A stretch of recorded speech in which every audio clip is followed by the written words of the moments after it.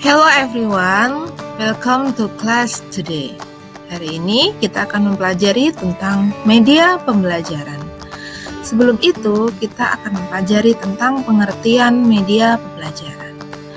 Media pembelajaran menurut Arsyad di tahun 2015 adalah segala sesuatu yang dapat digunakan untuk menyampaikan informasi pelajaran kepada peserta didik dan dapat merangsang pikiran, perasaan, perhatian, dan kemauan si belajar sehingga dapat mendorong terjadinya proses belajar. Adapun pengertian media pembelajaran menurut Munadi di tahun 2012, media merupakan segala sesuatu yang dapat menyampaikan dan menyalurkan pesan dari sumber secara terencana sehingga tercipta lingkungan belajar yang kondusif, di mana penerimanya dapat melakukan proses belajar secara efisien dan efektif. Kemudian, menurut Gagne dan Bridge, di tahun 1975 dalam Arsyad di tahun 2011 mengemukakan bahwa media pembelajaran meliputi alat yang secara fisik digunakan untuk menyampaikan isi materi pengajaran yang terdiri dari antara lain buku, tape, kaset, video kamera, video recorder, film, slide atau gambar bingkai, foto gambar, grafik, televisi, dan komputer. Media pembelajaran adalah semua alat bantu atau benda yang digunakan dalam pembelajaran dengan maksud untuk menyampaikan pesan informasi pembelajaran dari sumber kepada penerima atau peserta didik. Nah, kemudian ada peran media pembelajaran. Di sini ada 5 peran media pembelajaran. Yang pertama yaitu memperjelas penyampaian pesan pembelajaran agar tidak terlalu bersifat verbal. Kemudian yang kedua ada penggunaan media pembelajaran secara tepat dan bervariasi dapat mengatasi sikap pasif pada peserta didik. Kemudian yang ketiga yaitu menjadikan pengalaman manusia dari abstrak menjadi konkret. Selanjutnya, memberikan stimulus dan rangsangan kepada peserta didik untuk belajar secara aktif. Dan yang terakhir, dapat meningkatkan motivasi belajar peserta didik sehingga dapat meningkatkan prestasi belajar. Nah, selanjutnya kita akan mempelajari tentang jenis-jenis media pembelajaran. Ada apa saja itu?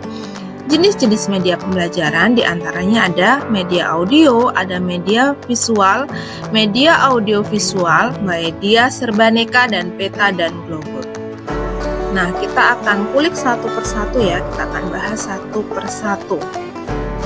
Dari media audio.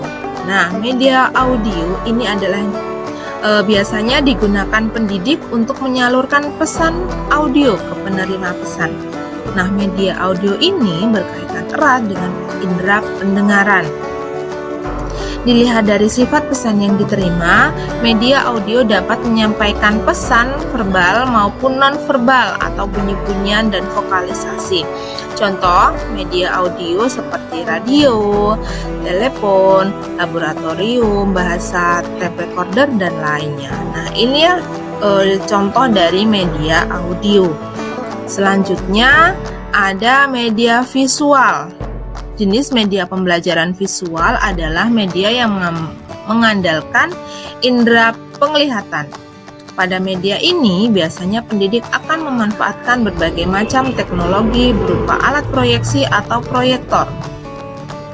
Untuk kelebihannya yaitu lebih mudah untuk menarik perhatian, memperjelas sajian materi, menggambarkan fakta, dan yang pasti sangat mudah untuk dicerna dan diingat. Kemudian untuk media pembelajaran visual itu dibagi menjadi 2, yaitu media visual diam dan media visual gerak. Ya, kemudian juga untuk media visual diam itu contohnya ada foto, ada flashcard, ada foto bingkai, ada OHP, grafik, dan lain sebagainya. Dan untuk media visual gerak itu ada proyeksi gerak seperti film bisu dan sebagainya. Nah, ini adalah contoh dari media visual.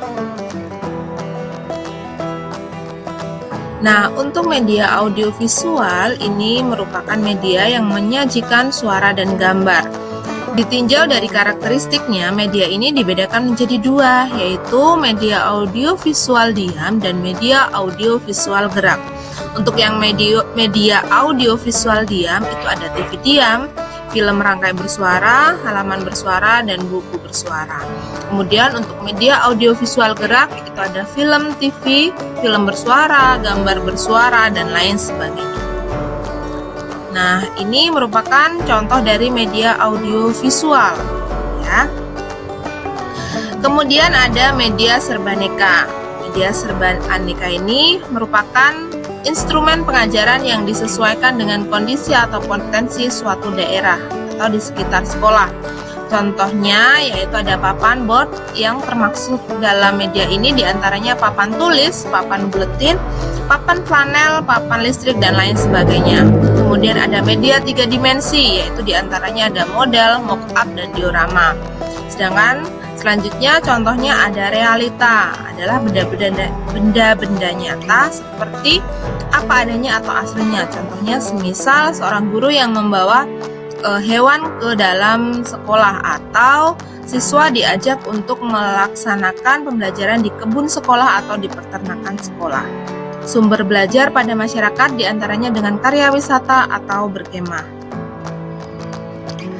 Nah, ini adalah contoh dari media serbaneka.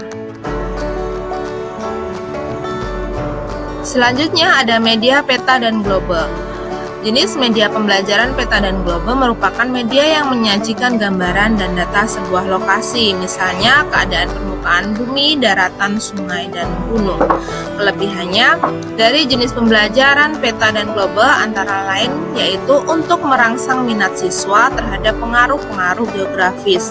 Kemudian juga memungkinkan siswa memperoleh gambaran secara spesifik tentang imigrasi dan distribusi penduduk, tumbuh-tumbuhan, kehidupan hewan, dan lainnya.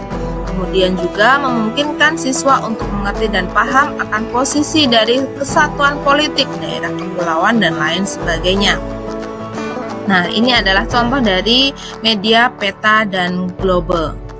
Selanjutnya ada tips menciptakan pembelajaran yang menarik dan kreatif. Ya, tipsnya adalah yang pertama, libatkan komunikasi 2 arah. Yang kedua, mengemas materi pelajaran dengan menarik. Yang ketiga, lakukan evaluasi pembelajaran. Keempat, gunakan strategi dan metode pembelajaran yang sesuai. Kemudian yang kelima yaitu buat suasana belajar menjadi nyaman dan menyenangkan. Oke, terima kasih. Thank you for your attention. See you next time. Bye.